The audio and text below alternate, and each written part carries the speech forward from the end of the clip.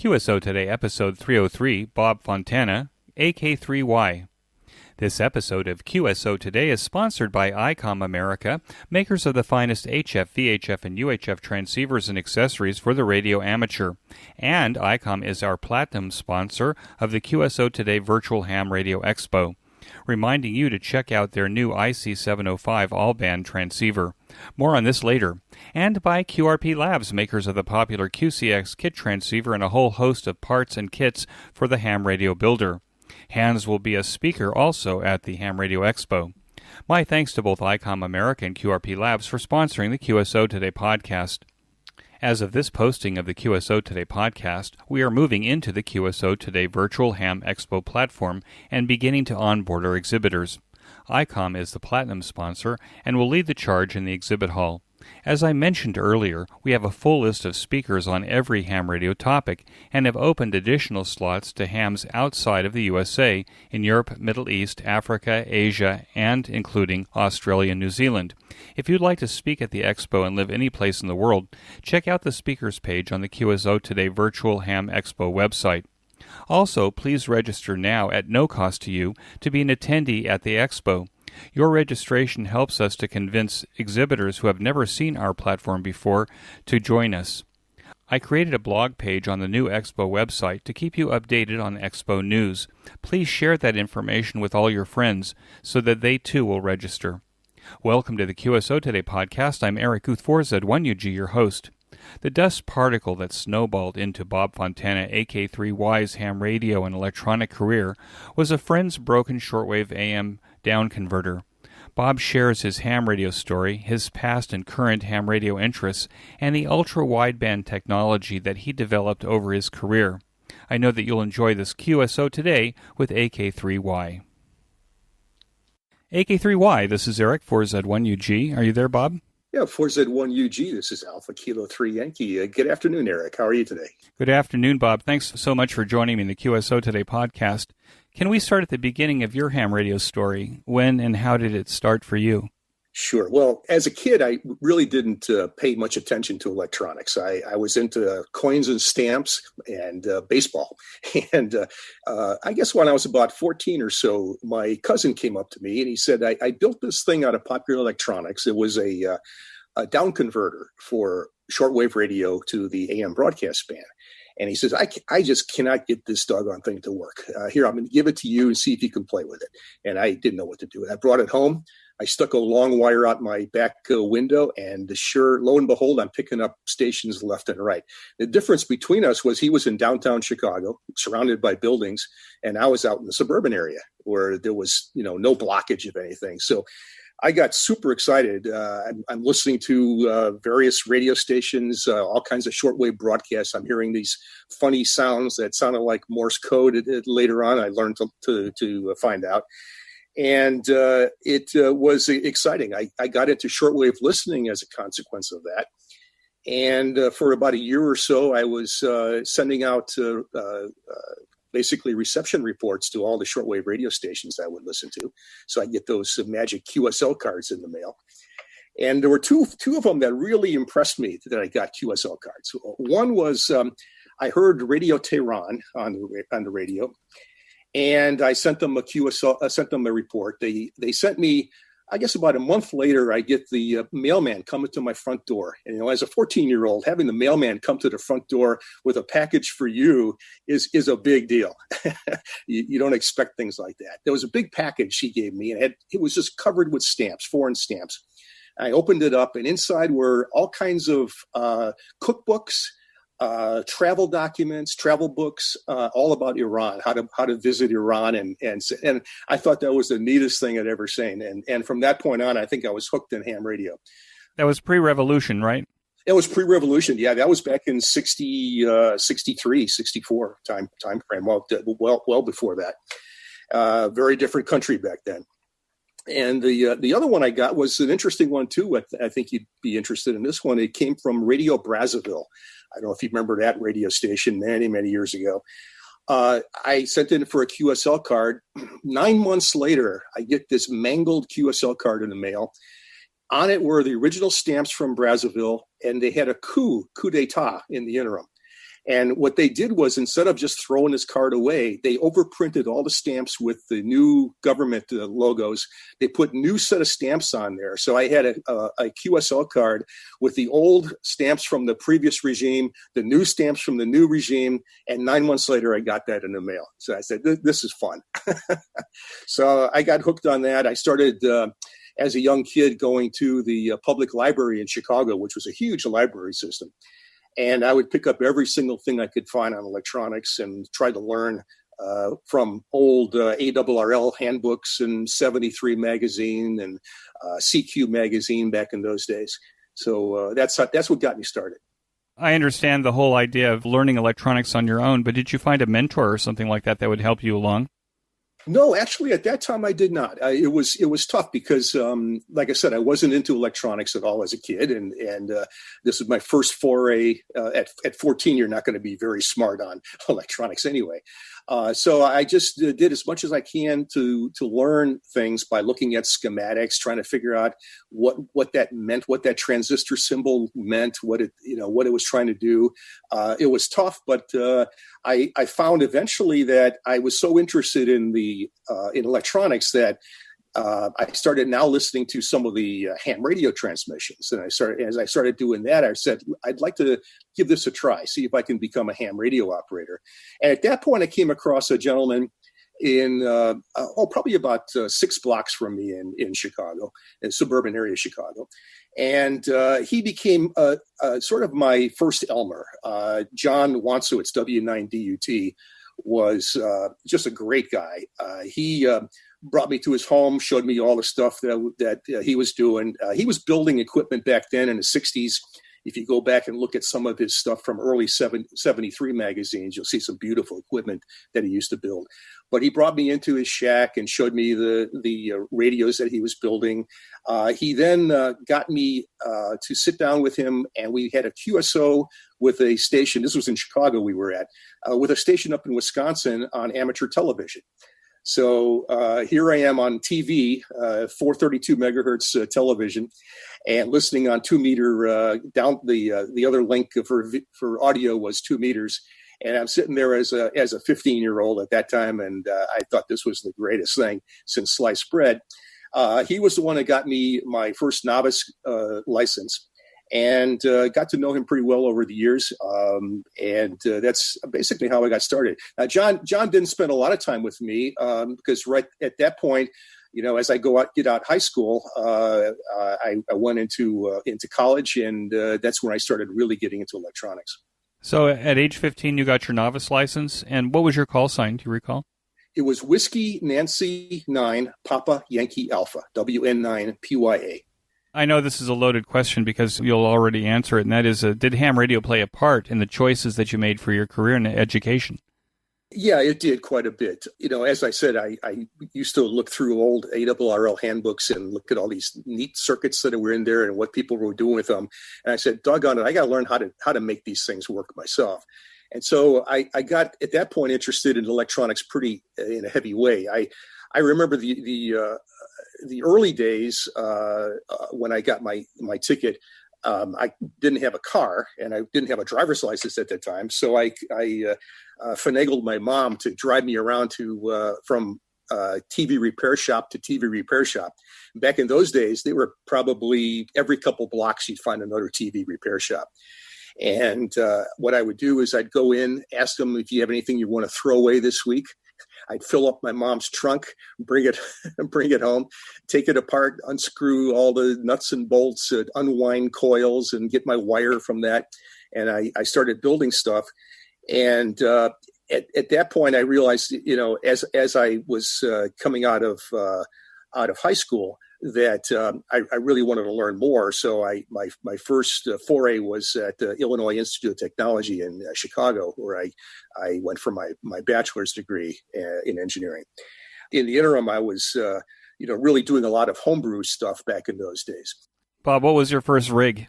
My very first rig first of all, the very first rig I ever got, I remember trying to find something that I could afford. I had a paper route, and there's only so many things you can buy with the massive amount of funds you get from a paper route. So what I ended up doing was getting myself a Heathkit Tour. Now you think, well, 2 meters, that's kind of strange, but it was 2 meter AM back in those days. Very active band in Chicago, probably still is today, but 2 meters was very, very active. And I built myself the Heathkit Tour. I remember exactly what I paid for it, $44.95. I took all the money I had from my paper route. And I built that, and I started meeting guys on 2 meters. And it was interesting at that time, Eric, was that there were quite a few hams that were in my age bracket that were on 2 meter AM back then, 15, 16, 17-year-olds. And so we would get on every evening, chat about different things, and got to meet quite a few nice hams that way. My second rig that I built out of my TV parts was a 40-meter transmitter, CW transmitter. And I put it on the air for the first time. The very first station I worked was a VE3 in Canada. I said, boy, this is neat. The second station I worked was one of my neighbors. It turned out that I was coming in Q5 S9 on his TV set. And back in those days, instead of 45 megahertz for an IF, they were using 21 megahertz for an IF. And of course, the third harmonic of my little QRP rig was at 21 megahertz. Luckily, he was a ham. Luckily, he came over and he said, you might want to look at some filtering for this guy. So that was my second QSO, was with my neighbor. What receiver were you using in those days? I scraped together, got myself a Helicrafters SX140, old, nice little radio back in those days. It was a amateur band only, 80 through 6 meters, although 6 meters you can basically throw out on it at the time. It wasn't very sensitive, but 80 through 10 worked pretty well on it. And I used that for, in combination, not only on HF bands with some homebrew equipment, but also on 2 meters. I got myself a new Vistor converter back in those days, probably one of the nicest converters that was available in the early 60s, mid 60s. And I down converted from 2 meters to the 10 meter band. And of course, the Heathkit Tour, if you're familiar with it, is a super regenerative receiver. So that was just a terrible way to work on, narrow band stuff on 2 meters, because you get 3 stations on 4 megahertz of bandwidth, and that occupies the entire dial spacing on the Heathkit Tour. So the down converter made a big difference. My next step was to get a decent antenna up in the air. And this is, I give my mother, she's a saint for this, by the way, and I'm sure she will be recognized for sainthood. She said, you can put up an antenna on the roof if you like, because I asked her if I could do that. She did not know that I was going to put a 16-element collinear up on the roof. And so when she came home from work that one day, there's this giant 16-element collinear, and I could see her just biting her tongue and realizing that, whoops, I made a mistake. So I had a nice 16-element collinear on 2 meter AM, and had a blast at that time. Now, you say that you went to the Illinois Institute of Technology. I think I've had some other guests that have as well. You went on to get advanced degrees in electronic engineering, wasn't that right? Yeah, after IIT, my very first thing that I did was I went to work with the Raytheon company out in Boston, Massachusetts. And at the time, I also had a scholarship for MIT. So Raytheon allowed me to work that summer prior to starting grad school at MIT. Finished up my graduate work at MIT in communication systems, and worked for Raytheon for a few years, and moved out to the West Coast, where I went to Stanford University. And that was with Hughes Aircraft Corporation, of course, now defunct, but part of Raytheon at this point. But Hughes had an interesting thing where they would provide you with a scholarship to go to grad school. I got my PhD at Stanford in information theory, and at that point, I came back East Coast. So, information theory made you a software guy? No, it made me more of a mathematician. I loved math. I always loved math, even from high school. Information theory was sort of the mathematical end of communication systems. Things like, how does information get processed properly? How do you squeeze the most signal to noise ratio out of a bit of information? How do you code systems up so that they can transmit over thousands or tens of thousands or even millions of miles? And so information theory was the study of the fundamentals of how information flows from point A to point B. And much of that is very, very highly mathematical. So I ended up doing quite a bit of that along with statistics and probability theory at the time. Well, it sounds to me like it was also quite apropos to the time in that we're entering the computer age and we're entering slowly the internet age and the need to be able to move vast amounts of data over long spaces. Is that how it ended up playing for you, that you were actually maybe one of the pioneers in the internet communication space that we now have? Well, I don't think I got too much into that. Where my career sort of moved toward, which was very serendipity, was more toward very wideband communication systems. The information theory was fun. I enjoyed doing that for a while and published some papers in that field. And I ended up teaching at Carnegie Mellon University when I first came out of Stanford for a few years. When I moved out of Carnegie Mellon to move to Washington, D.C., I got involved with basically electronic warfare systems, things like the EA-6B platform, things of that nature, which were electronic warfare planes that could look at the environment and figure out what the threat was and try to adapt themselves to the threat to prevent, other planes from getting knocked out or other, whatever else you wanted to do. But what happened was very, very serendipity. There was a gentleman by the name of Jerry Ross, who had an interesting technology that he wanted to develop. It was a technology which had an extremely wide bandwidth, basically a half a gigahertz, a couple gigahertz of bandwidth, instantaneous bandwidth, and was very, very difficult to see. It basically was a covert type of waveform. So he wanted to build a radio with that, but he had no idea how to do it. He was not a radio guy. So he came to the company I was working with at the time and asked if there was a communication specialist around. And they picked me to take a look at it. And as I looked at it, I realized that this might be a really interesting technology to be able to build some communication systems with and also some short-range radar systems with. So I got involved with this. Jerry and I teamed together for probably about 15 years or so. And we developed a bunch of techniques for handling these waveforms, which were eventually called ultra-wideband. And that ultra-wideband technology really spun off into a lot of different areas. One was the internet area, like you were mentioning, Eric, trying to send very, very high-speed data over short distances in this case. The other one was low probability of detection, low probability of intercept communications waveforms.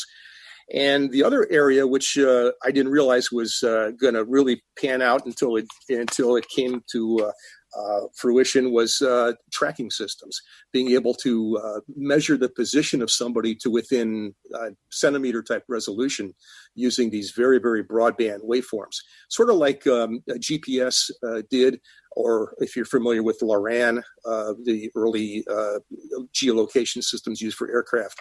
But this was a very, very wideband technology with much, much higher resolution than GPS. GPS is maybe plus or minus a few feet. This was maybe plus or minus a half an inch. And now this message from ICOM America. Get outside and be active with ICOM's new IC705 HF to UHF portable transceiver and its optional multifunction backpack. This is ICOM's perfect solution for SOTA and parks on the air. The ICOM IC705 is your perfect QRP companion with its base station features and functionality at the tips of your fingers in a portable package covering HF 6 meters, 2 meters, and 70 centimeters. This compact rig weighs in at 1 kilogram or 2.2 pounds. This beautiful new rig has RF direct sampling for most of the HF band and IF sampling for frequencies above 25 megahertz and includes a large 4.3-inch color touchscreen with a live band scope and waterfall display. The ICOM IC705 will be the replacement and amazing 21st century baseband rig for microwave DXers, rovers, and contesters, and the operating choice for those under the new S-HAIL geosynchronous satellite footprint. Unbelievable. The radio is 5 watts with its internal battery and 10 watts with an external 13.8 volt power supply. This full-featured radio operates on single sideband CW, AM, FM, as well as full D-Star functions. Included in this package is a micro USB connector, Bluetooth to support linking to your smartphone or Bluetooth headset, built-in Wi-Fi, integrated GPS with antenna and GPS logger, micro SD card slot, and the HM243 speaker microphone, which is standard equipment. The perfect accessory for the IC705 is the optional backpack, the LC192, with a special compartment for your IC705 with plenty of room for antennas, cables, and other gear to get you on the air from the mountaintop or the local park. There is a link to this amazing new rig on the QSO Today podcast website for this episode, and when you order your new ICOM IC705 from your favorite ham radio dealer, be sure to tell them that you heard about it here on QSO Today. My thanks to ICOM America for their continued support of the QSO Today podcast. And now back to our QSO Today. So I read an article that you sent to me and then some of the research that one of the practical applications for ultra-wideband is in military drones that are about 4 inches long at the most. Right. To be able to enter buildings and go through pipes and windows and things like that without hitting objects, to being able to have spatial awareness around them as they go. That's one of these applications? One of the applications was for unmanned aerial vehicles, and that was some of the early contracts that we had with the Navy. The idea was that the technology could be built very, very compact. Essentially, a single chip could be used to generate an entire radar system. So we did that with some unmanned air vehicles to get very, very fine range resolution, like I said, down to a centimeter type resolution. So if you want to hover an unmanned air vehicle next to a window, you don't want to have plus or minus 3 feet. You want to be able to move within a half an inch. Otherwise, you're going to be breaking a lot of glass.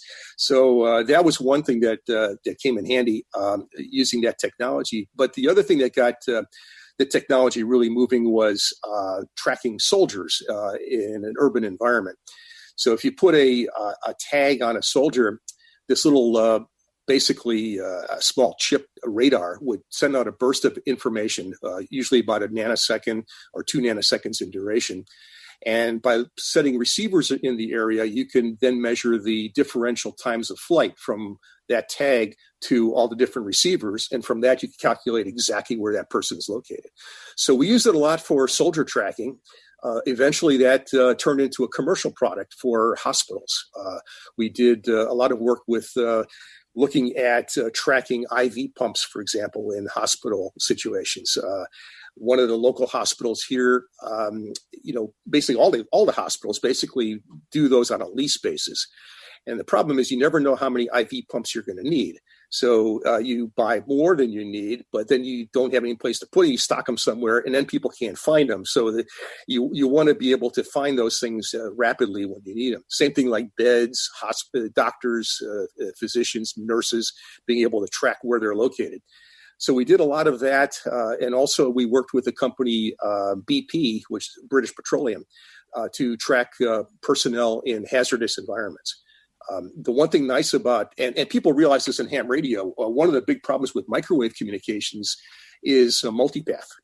If you have a signal which bounces off of another object, whether it be the ground or another building or an aircraft or whatever, there can be destructive interference from that. And many microwave systems have that problem. Well, with ultra-wideband, you didn't have that issue because the pulse is so short in duration that by the time the reflected pulse comes back at you, it's out of the time window.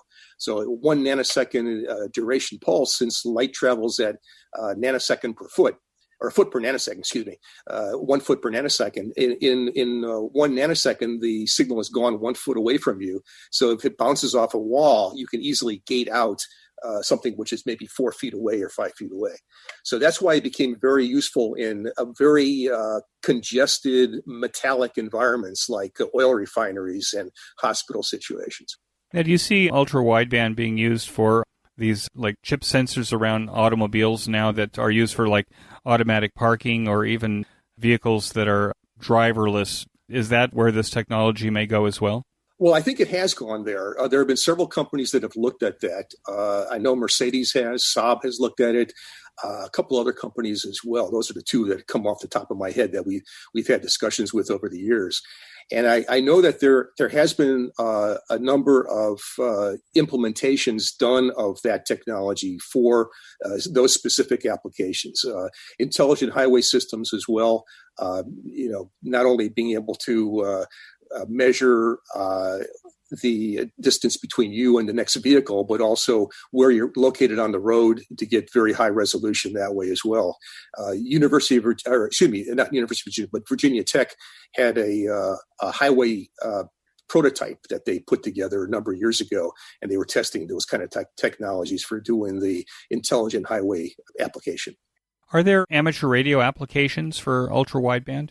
There are, but you'd have to go into bands which allow pulse-type transmissions. And if I remember correctly, those are well above 1,200 megahertz.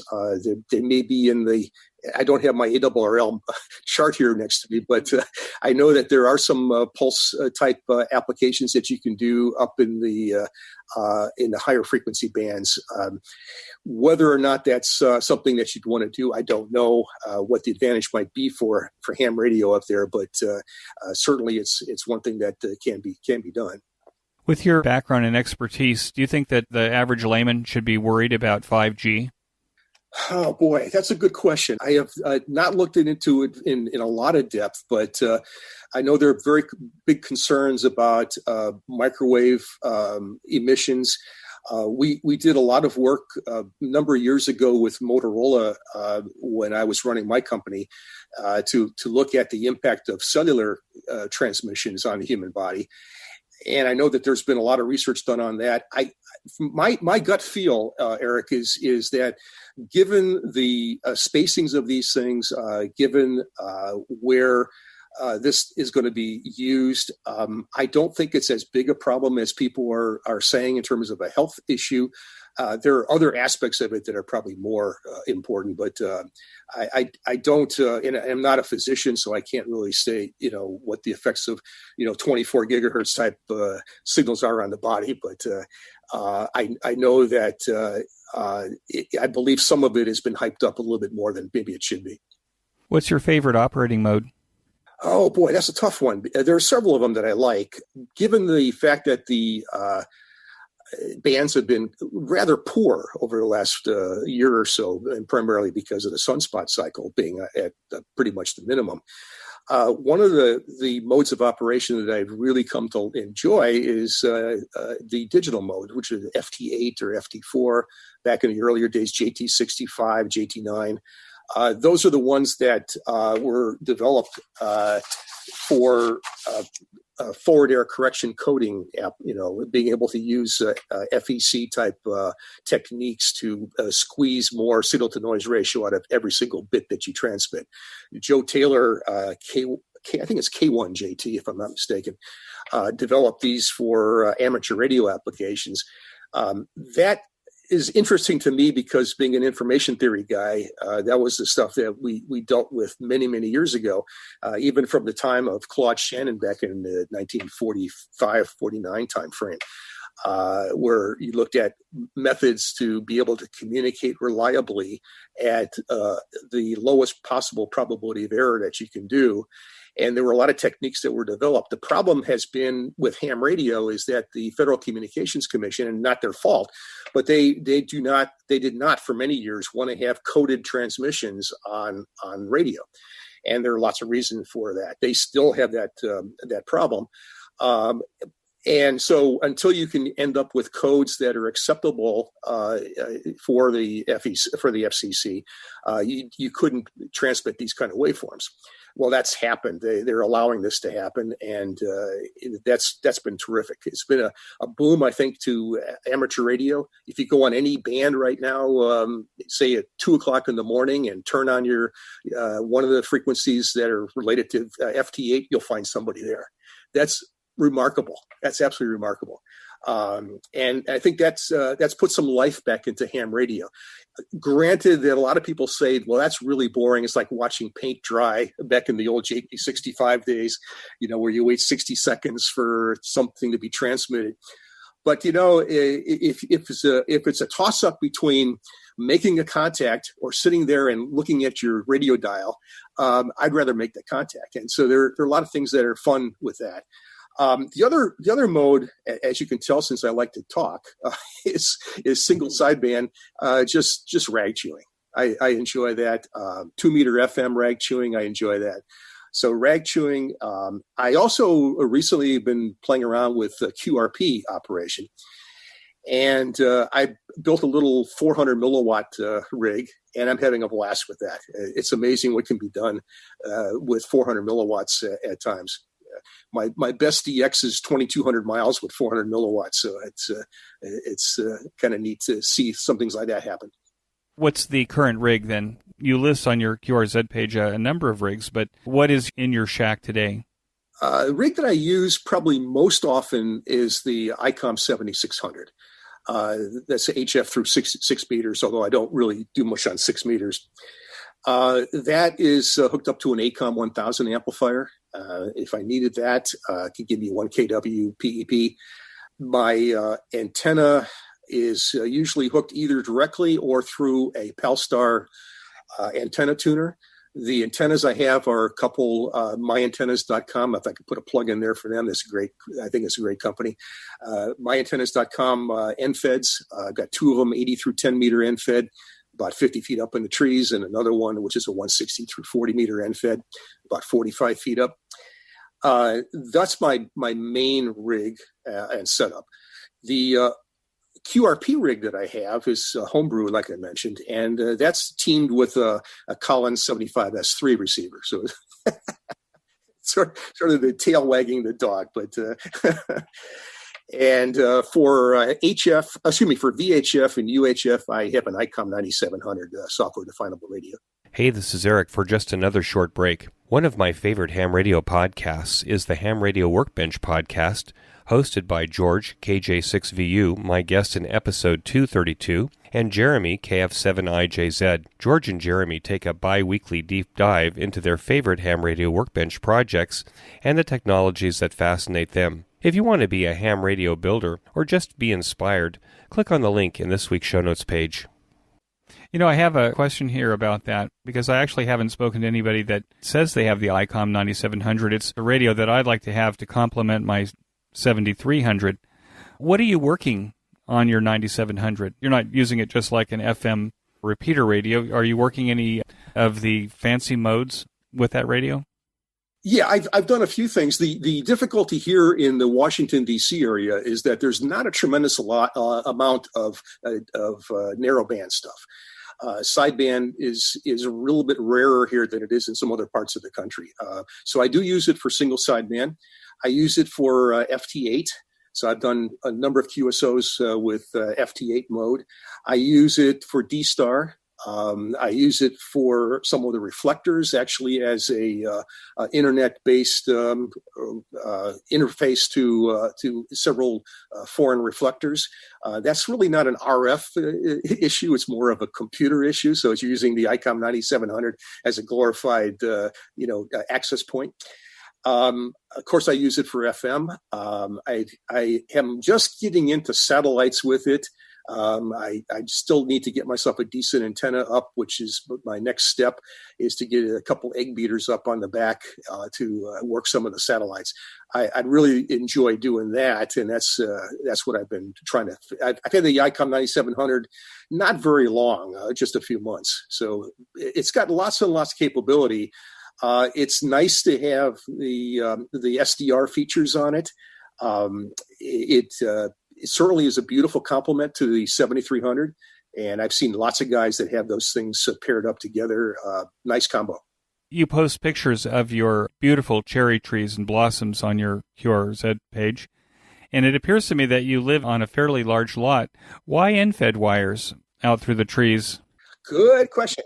That's a good question. Well, first of all, there is a homeowners association issue, so we can't put up any towers.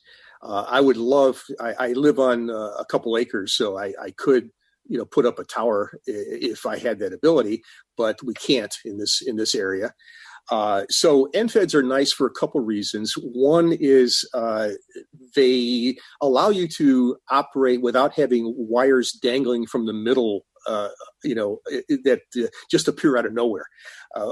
One bad thing about dipoles and off-center Fred dipoles and G5 RVs and everything else is that you sometimes have these.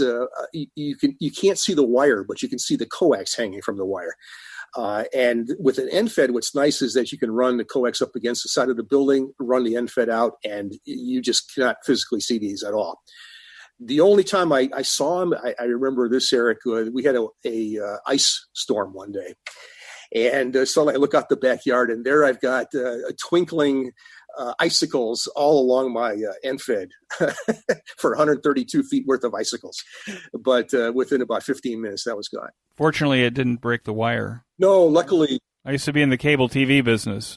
We used to get radial ice in the Carolinas that would break fiber optic cables. I was very lucky because it did sag quite a bit, but it didn't snap the wire. One of the things I noticed in the shack picture that you sent to me was that you've got on the wall above your shack, you've got cells from cartoons like Rocky and Bullwinkle and Boris and Natasha. Where did you get those, and why are they important to you? That's a good question. Well, my wife and I love the old cartoons. Just absolutely love them. Bullwinkle was my favorite growing up as a kid. And I always wanted to get a cell from the TV programs. And we've gotten those actually at auctions, various auctions over the years. And I always look around for Bullwinkle and Natasha and Boris and Natasha. and the other one that I really love, and I remember this from my days at IIT as an undergraduate, we would get to IIT in the morning, and you'd see about 50 to 100 engineers all sitting in fold-up chairs in front of one television screen, and everybody was watching Wile E. Coyote and the Roadrunner. And so you'll see right above my rig there, you'll see a Roadrunner cartoon as well. In 2007, you were elected a Fellow of the Institute of Electrical and Electronics Engineers, the IEEE, for your contributions to short-pulse electromagnetics as applied to ultra-wideband systems. What does it mean to be a Fellow of the IEEE? Well, the number of fellows is maintained at less than 1% of the entire IEEE membership by charter, and the requirement to become a fellow is, if I remember correctly, I think you needed 7 or 8 other fellows to recommend you to the IEEE. So what it means to me is that it shows that the work that you've done has really impacted somebody, that people know about you, they appreciate the work that you've done. And that was a big kudo for me. I was very proud to receive that award. That was done for the work that I had done with ultra-wideband technology over the years. And in particular, the best recommendation I got was from Charlie Trimble from Trimble Navigation for the work that I did with them to make sure that the ultra-wideband technology did not impact the spectral occupancies for the GPS system. So that work that I did with the FCC and with the Trimble Navigation folks, I think also contributed to that. So I'm very proud of it. Do you operate portable? And if you operate portable out of the house, where do you go and what do you operate? Well, every year in January, we make a trek down to Florida to the area just south of Tampa. Captiva Island is where we go. My sister-in-law has a timeshare that she has down there every single year. Actually, 2 sister-in-laws have timeshares in the same area. And so we go down there and rent a place. And as any ham would know, you get antsy sitting in a place where you can't hook up an antenna and make a contact. So I always bring my Yaesu. I have a little FT891. And I bring that with me with a small end fed, and I try to stick it up and give it a try when I do that. I bring it up to New York to visit my daughter and family up in Manhattan. It's amazing what you can do inside of an apartment surrounded by 100-story buildings sometimes. But it's fun. It's fun to just bring it around. I don't do a lot of operation remotely, but I enjoy taking it on trips when I do that. We're currently in the COVID-19 pandemic. For listeners in the distant future where we have been locked down in social distancing, Bob, given that you've retired in 2008 and social distancing may be the norm, has your life been altered by the current crisis? That's a good question, Eric. It certainly has been impacted to some extent in the sense that we feel, whether it's validated or not by what's going on, but we feel somewhat confined in that you can't just go out and go to a restaurant and some of the places that my wife and I would typically frequent. You don't do that at this point yet.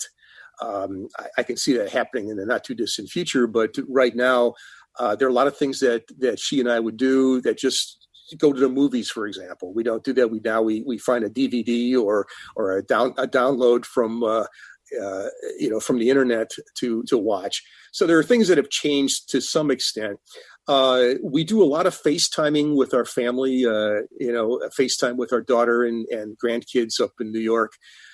Just did that this morning before I talked with you, and chatted with my little 1.5-year-old granddaughter and 4-year-old grandson. And so there are things that we have been doing all along, but perhaps a little bit more restrictive today. There are a lot of things that we do with friends. For example, we love to play bridge, and we've done that for many, many years. And we have several bridge groups that now have been put on hold until we can get this resolved. So, a few things have been affecting us, not anywhere near as badly as folks that have to make a living going to work every single day. That's been tough. And, but as a retired person, it's just a matter, since I'm not a young chick anymore, you got to be a little bit more careful, about going out. So if I go to the post office, I'll still wear my little mask, for good or for bad. And, a few things like that you have to get accustomed to. I'm learning that they're uncomfortable if you don't have a mask. Right. That's true. So it's kind of like all of a sudden, you start to feel like you're the guy who's different because you're not wearing a mask. So the mask is always on me. That's right. Well, one of my other hobbies, Eric, is woodworking. I got into that right before I retired, about a year before I did that. If you go to my QRZ page, you'll see a little link to some of the work that I've done there. But I wear a mask when I cut certain types of woods, and the dust can be very bad for your lungs. But to be honest with you, even with the NIOSH 95 masks that I use in the woodworking shop, you still get those particles coming through when you're breathing. So, and I know that the COVID-19 particles are even smaller than the ones that are being used or generated by the dust that I'm generating in the woodworking shop. So some of it is psychological, I'm afraid. I think some of it is valid in that if someone is sick, I'm sure that will cut down on the particle distribution from that. But some of it is perhaps a little bit psychological in that you're not as protected unless you have a very, very high-end mask that's being used by first responders and hospital physicians and nurses. Yeah, I think the mask is now like the social contract that we have, that if we're going to cough, we cough in the mask so that we don't have this ball of corona propagating through space, right? Exactly. And I think that's good from that perspective. But, if you're trying to protect yourself long term, the best thing to do is just to stay away from that period. Right. Stay away from people. That's what we should do. I was going to mention the woodworking. You're called Maui Bob on the Lumberjocks website. Why are you Maui Bob? That's a good question. Well, first of all, my wife used to travel to Asia all the time for work, and one of the stops, of course, to get to Asia is Hawaii. She'd had meetings there in Honolulu before she would go off to China. And I would every once in a while like to carry her bags for her. And so I would join her on those trips, and I got to love the island of Maui. Absolutely love it. I think if I had my druthers, I'd be there today, but it's something that I've always found beautiful, relaxing, just a nice place to be. And so Maui Bob comes from that. And I saw the pictures of the woodworking that you do. There's a name for that. What is the name for the woodworking that you're doing? And could you describe it briefly? Because it's actually stunning. The work is stunning. Thank you. The work is called marquetry. It comes from a French term. And it really got started probably in the 16th century when people were able to harden steel for clock springs, believe it or not. When they first were able to harden steel, what they realized was by cutting little notches in the steel, you can generate some very, very fine blades. And those blades can be used to cut pieces of wood. And by setting the blade up just right, you cut these very fine sheets of wood, which are called veneers. And a lot of people know what veneered wood, normally veneer has a bad connotation for woodworking, and that, it's the cheap stuff that is all veneered. The real good furniture uses solid wood, but the cheap stuff is veneered. Well, this is a little bit different. This is using the veneers to generate images, pictures, designs, and putting those on top of the fine woodworking pieces. So this technology, or this technique, I should say, not technology so much, this technique has been around really since the 16th century and got really, probably its highlight or its best period was in the late 17th and early 18th centuries. And that's when the King of France decided to make everything with marquetry. And if you look at some of the things coming out of the various palaces there, Versailles and others, you'll just see some absolutely gorgeous pieces that are all made with thin veneers that were used in this technique. And now this message from QRP Labs. QRP Labs has shipped thousands of QCX QRP transceivers kits to date. The odds of working another QCX user gets better every day. If you're looking for a satisfying kit experience where you end up with an amazing performing QRP transceiver for under $50, let me say that again, for under $50, then you owe it to yourself to go to QRP Labs. We have many home brewers who listen to the QSO Today podcast. For you, QRP Labs also has parts, filters, enclosures, and other handy devices to make your home brewing experience even better. You can use these parts to either enhance your QRP Labs kits or to beef up your own homebrew designs. Be sure to browse Hand's entire website. Use the link on this week's show notes page or the one in the sponsored section of the QSO Today website to get to QRP Labs to buy your QCX or any of the other fine QRP Labs kits or parts. QRP Labs is my go-to ham radio kit company. It should be yours too. QRP Labs. And now back to our QSO Today. Do you have a ham radio workbench, and what's on it right now? Yes, I do. I've got a couple benches there. The test equipment I have is fairly decent. I've got a couple high-speed scopes, 500 megahertz scopes. I've got a spectrum analyzer to 3 gigahertz. It's also a scalar network analyzer. I have a signal generator that goes to 3 gigahertz. I synchronize everything with the GPS 10 megahertz source, so I'm down to the gnat's whisker on accuracy on that. And other than that, I've got a hot air workstation, regular soldering station, and a lot of clutter. You've got a lot of nice equipment there. What's the project that's on the bench, or what has come from your bench? I built several things. One, of course, is the QRP type radios. I enjoy building QRP stuff.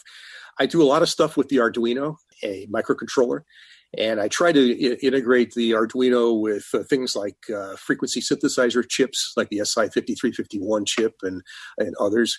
I am working on an FT8 version of that. It's essentially a single sideband transceiver for QRP. My goal, and I used to do a lot of work with VHF, UHF, and microwave up to 2400 megahertz. My goal is to get back into that again. I haven't done much at 2400 for a while. So I've got a bunch of things that are in the works for building some microwave equipment, and that's something I really enjoy doing. So do you have the 891? Was the 891 a baseband rig for working 10 gigahertz or something like that before? The actual stuff, the only time I've ever worked on 10 gig, you'll enjoy this story. We had, when I was at Carnegie Mellon, the university had a donation a number of years ago from a guy that donated probably about, I'm guessing, close to 1,000 pieces of equipment from World War II. And I'd say the vast majority of them were microwave based. many of which contain klystrons, the old 2K25 klystrons, a bunch of other klystrons.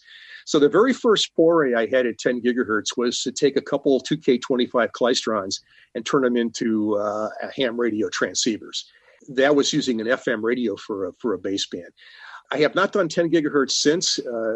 That's something I may get back to, but that's more we don't call CQ on 10 gigahertz and hope for the best. You want to have somebody on the other end. The baseband rig that I would most likely use is probably the 7600 for baseband. The other one is the Collins. The 75S3 is a nice receiver for baseband. What do you think the greatest challenge facing amateur radio is now?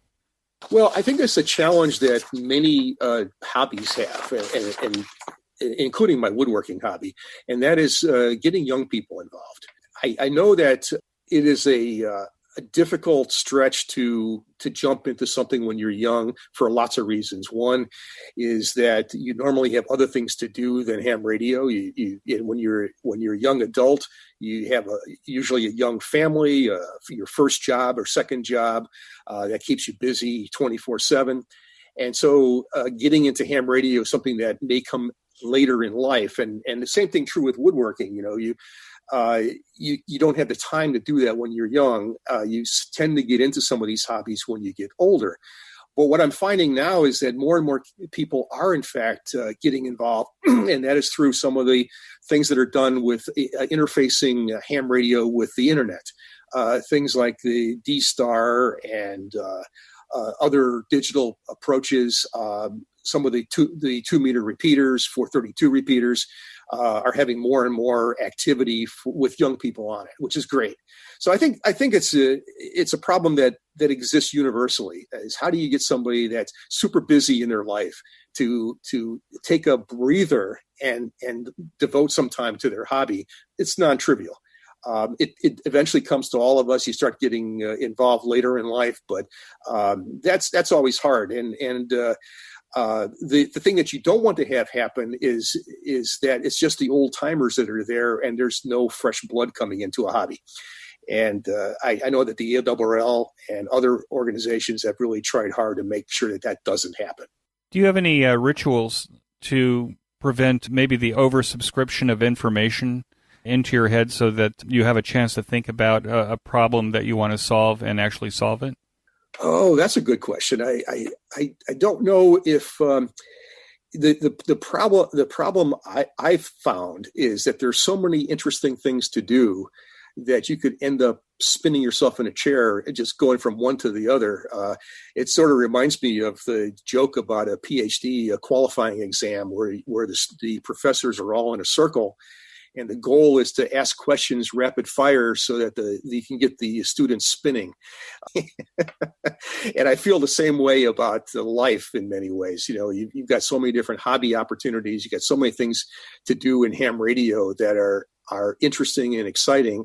So to put one aside and to work on it is sometimes difficult. But what I typically do is try to think of writing a paper for what I'm doing. So if, for example, I really wanted to build this little QRP radio, but I didn't have the incentive to do it. And so to give myself the incentive, I said, well, let's see if I can write something as an article based on it. And then I put an outline together of what needs to get into that article. And that gave me the ability to figure out which steps I need to take first, which to take next, what kind of diagrams I needed to produce, what kind of pictures I need to take, what kind of measurements do I need to do. And then by writing it up, you'll find out where all the gaps are. And then sooner or later, you have a product. And you may have a paper as well. So that's my approach to doing things, is to treat it as if I'm trying to write a paper based on it. Even something as simple as these new vector network analyzers that are out, these little nano VNAs. Lots of guys are using them just for testing their antennas out. Well, there's so much more to do with them. And what I decided to do is just to sit down and figure out a neat thing to do with the vector network analyzer and then write a paper for that. There you go. Exactly. And here's one hooked up. We're on Zoom video, so Bob and I are showing each other our nano VNAs. It's an awesome piece of equipment. For $49, it is absolutely awesome. It sounds to me, though, the question came to me as you were talking about young people having enough time to devote to a hobby. And it sounds to me that if you are committing yourself to a project of writing an article, that means that you're also setting aside a time budget in order to be able to write that article. And I think I'm the same way. If I don't have a goal with a date on it, then it just doesn't get done. That's exactly right. Exactly right. And I'm not suggesting that everything you do should turn into an article, but on the other hand, if you treat it as that, what you'll find is that maybe you don't get it published in QST or something like that, but you can get it, put it on the internet, show people what you're doing. And I find a lot of hams that do that on the internet provide just a tremendous amount of information to new hams getting started. You know, if you want to learn something about the ICOM 9700, for example, there's just a wealth of information on the internet. Well, how did it get there? It got there by the same methodology. Someone sat down and said, doggone it, I'm going to write an article on it. I really encourage young hams to do the same thing. You know, something that you get really interested in, get excited about, sit down and research it, write something about it. It may not be great the first time you do it, but eventually it turns out to be something good. What excites you the most about what's happening in amateur radio now? Well, I think the thing that I particularly enjoy seeing happen is bringing some of and again, because I'm an information theory guy, bringing some of the techniques that have been known for 60, 70 years in information theory and bringing them into ham radio. As I mentioned, FT8 is an example. It's not an exciting mode of communications unless you have a lot to say in 13 characters, but it is a great way of showing how communications can work in very, very poor environments, low signal to noise ratio environments. I see a lot of things happening along that route. There's a new version of FT8, which is, I think, called JT8 Talk or JS8 Call, I think. JS8 Call. There you go. Thank you. Where you're taking the same kind of approach and being able to do more QSO stuff with it. I see that being something that needs to continue going. I mean, we can communicate with satellites that are, you know, thousands and thousands or actually millions and millions of miles apart using shortwave communication systems. We should be able to do something similar with, you know, a couple hundred milliwatts on 40 meters. And the way to do it is by incorporating some of these newer techniques on it. Bob, would you have advice to give to newer returning hams to the hobby? Well, I think, Eric, that the important thing is to somehow get involved. If you sit by yourself and try to figure out what would be interesting to do and try to solve problems yourself, you'll get frustrated very early. And what I strongly recommend for a new hams is to go out and see if you can find a local group, a local club, or a local repeater group. Somewhere where you can meet some new hams. Maybe right now during the COVID-19, you do it via the internet, or you do it via 2-meter repeater or D-Star or whatever. But find a way of meeting people. Learn where your local groups are. Find a local ham fest when everything opens up again, and get out there and do something. Join a Facebook group. There are tons of Facebook groups just dedicated to ham radio. Some of them are quite good. There are groups on the Nano VNA, for example. If you're interested in playing with that piece of equipment, join that group. You'll find all kinds of helpful advice there. The other thing is to get on the air. The thing that I see on some of the groups often is that, well, I got on the air, there was nobody there, and I turned it off. Well, sometimes that's true, but many times the reason is that someone else is sitting there too, waiting for someone to be on the air. I found that on 10 meters so many times in the past. 10 meters sounded deader than a doornail. I'd call CQ, and I work a station in South Africa. And you just never know. So to get on the air. Yeah, the last thing I guess is I would recommend you build something. Whether it could be as simple as building a little transformer for an end-fed antenna, or building a little oscillator circuit using a transistor. Get yourself a little breadboard and some wires and couple things off the internet.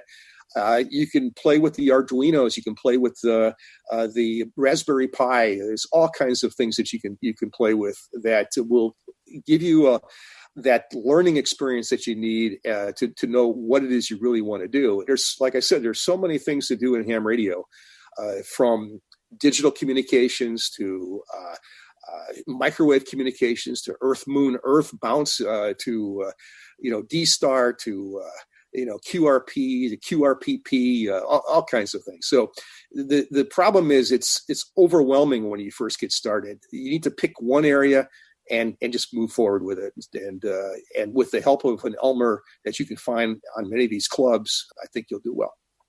Well, Bob, you've been an amazing guest today. I really appreciate your spending the time with me. I appreciate that you're so active and busy, and that even with the challenges of the COVID-19, you're still engaged. And I think that you'll inspire a lot of the listeners this week on the QSO Today podcast. With that, I want to thank you very much, Bob, for coming on, and I wish you 73. Thank you very much, Eric. And you too, 73s to you. Best to you and your family. And it was a pleasure. That concludes this episode of QSO Today. I hope that you enjoyed this QSO with Bob. Please be sure to check out the show notes that include links and information about the topics that we discussed. Go to www.qsotoday.com and put in AK3Y in the search box at the top of the page. Be sure to click on the QSO Today Virtual Ham Expo banner in this week's show notes page. It will take you to our new QSO Today Virtual Ham Expo website. I'm updating it constantly. I also want to welcome Emanuela Petrelli to our QSO Today team. Emanuela has years of experience in convention and conference operations, is based in Milan, Italy, and speaks lots of languages. She'll help us manage exhibitors in the conference.